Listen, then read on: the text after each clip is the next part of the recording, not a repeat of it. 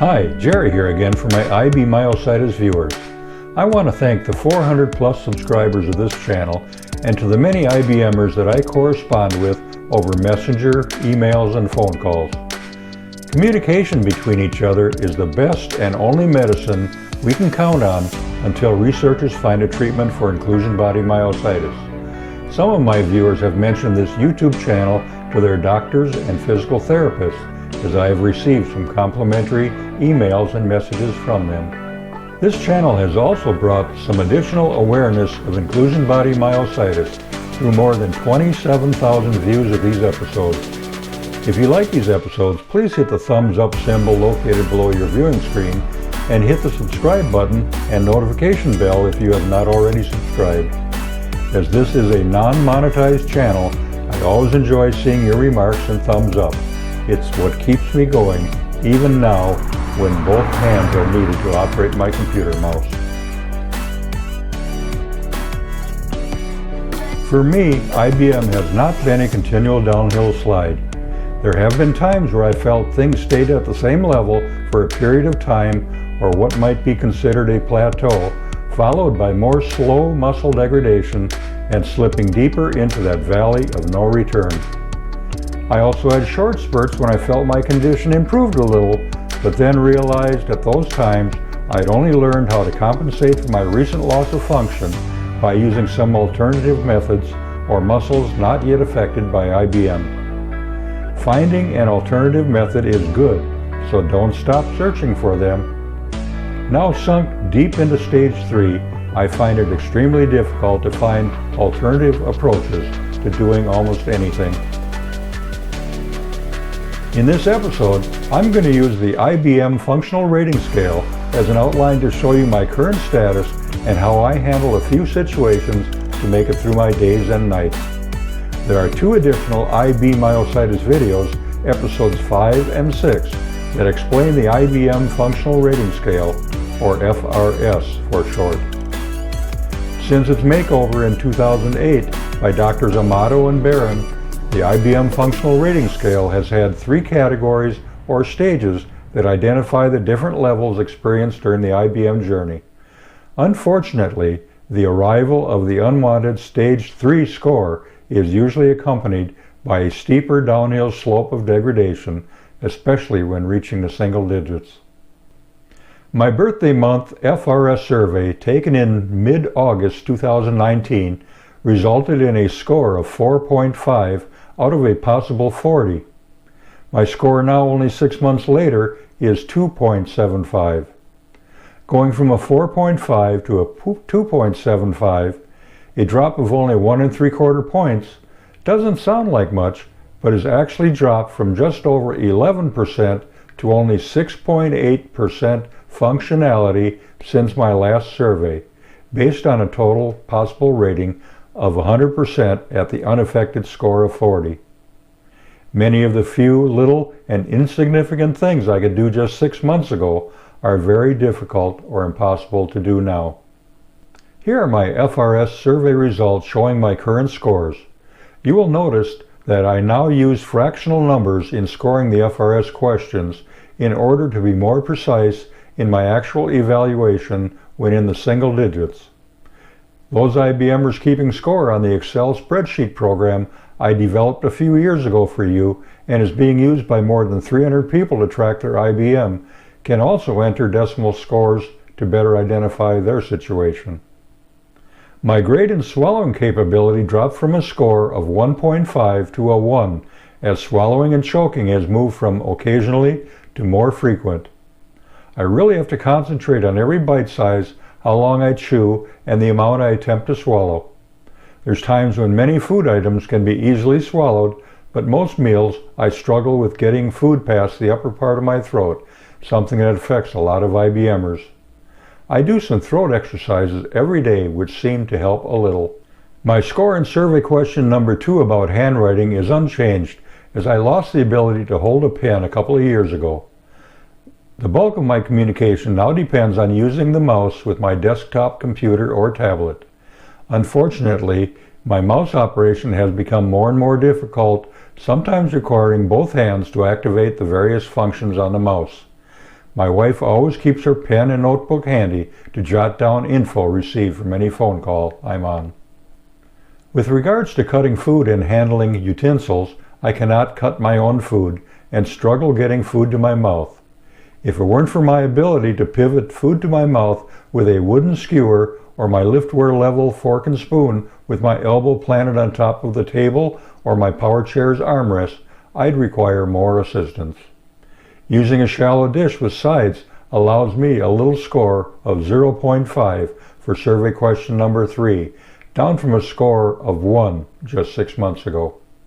Question number 4 regarding my fine motor skills remains unchanged from my last survey. I now have installed a hand strap on my liftware level eating device and can still use a shish kebab skewer if my wife places it in my hand. I must place my elbow on the table, sorry Mom, to be able to pivot food to my mouth. I also have a non-skid pad to help keep my elbow from slipping off the table and flinging food all over the room. FRS question number 5 about dressing myself has been at 0 for the past 2 surveys. I'm totally dependent on my caregiver to dress me. As a side note, I now capitalize the word caregiver whenever I show it in print. I have that much respect for our caregivers. As our FRS scores lower, our caregivers' duties increase. I'm to a point where most days need assistance just putting on my eyeglasses. I can only accomplish putting on my glasses by myself if I pivot my left arm off my elbow on my power chair's armrest and lower my head down to the glasses in my hand, sometimes. And other times I have to ask my wife to pick my glasses up off the floor when I drop them. Folks, the victories get smaller as you progress into the depths of this disease. Survey question 6 is unchanged. My hygiene continues to be maintained by my caregiver. The shower in my master bedroom that was remodeled about 7 years ago continues to serve me well. I schedule my showers during my strongest time of the day in the morning after getting out of bed. I can get to a standing position in the shower from my power chair's elevated seat, then hang on to the grab bars for dear life while my wife uses an assortment of brushes to clean me. I have a tall shower chair in the shower and an overhead hoist that spans from wall to wall to help out when needed, or when a shower is needed during a weaker part of my day for a multitude of reasons. I downgraded my score to the 7th question regarding my ability to turn over in bed. 6 months ago I could still turn over in bed, but with a lot of difficulties, and can no longer turn over by myself now. My wife has to lift my legs up onto the bed as I am not able. She gets me situated lying on my right side and covers me. To pass any sleepless times when I'm in bed, I purchased a new tablet holder that mounts on my bed's side rail. I have some difficulty swiping my fingers on the screen to choose programs, but so far my struggles have been limited but successful. Can I still stand? If I can get to a standing position with the help of my lift chair, power chair, or high-low bed, I'm good if I can maintain my balance and keep my knees locked. I find it easiest to obtain a standing position by placing both my feet a little pigeon-toed. That allows my legs to rely on some additional other muscles to keep my knees from buckling. Leaning my legs against my power chair or bed also helps maintain the upright position. I might be a bit generous in this question number 8 because it is about sit-to-stand abilities, but I downgraded myself to a 0.5, down a smidge from 0.75 in the last survey due to the additional uncertainty of every transfer and the growing number of transfer failures requiring assistance. The walking ability queried in question number 9 remains unchanged at 0, as I've bowed to the power chair exclusively to avoid those nasty falls and life-threatening injuries. Reading about serious injuries experienced by other IBMers, I feel my decision to use the power chair for as long as I have was and remains the right choice for my safety. I can't remember when I last climbed any stairs as asked in survey question number 10. My first FRS survey was done in 2013 and was 0 back then and has been ever since. I installed an elevator 6 or 7 years ago and rely on it to get me and my power chair to and from the basement level. My current FRS score, only 6 months after taking my last survey in August, now totals only 2.75 and verifies a very dire situation for me. The worst part of it isn't only the physical stress, it's the mental stress for me and my spouse. I've done everything possible to stay ahead of this progressive disease in the 13 years since my diagnosis, but everything I did doesn't last forever. My humble advice to IBMers can be summarized in 3 points. Number 1, empower yourself.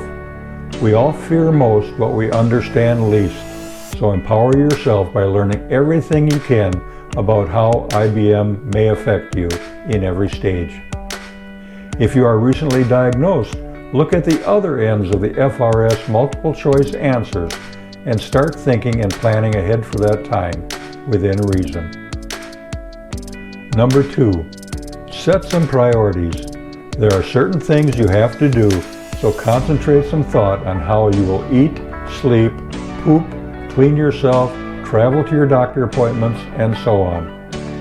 Think about what will work for you in every scenario, as well as what won't work for every task you have to do on a daily basis. Finally, number 3, say hi to that elephant in the room. Talk openly about your IBM, not only to educate others, but realizing that any knowledge of this disease will encourage others to talk about it more, thus expanding the knowledge base about inclusion body myositis. The reason for sharing this info is to make IBMers aware that the functional rating scale can also be used looking forward so one can better prepare themselves for what might be in their future. Understand that some IBMers diagnosed 10 years ago are still golfing, and also realize that others diagnosed only 10 years ago are already bedbound. It's been a long and challenging IBM journey for me so far. When I think back to my first unexplained fall in 2004, or when my hands and arms started feeling weak in early 2006, I've overcome a lot of challenges with some aggressive planning and purchases. I hope these IB-Myositis series videos are instrumental in your planning for your IBM future. You are all in my thoughts and prayers, my friends. Keep planning.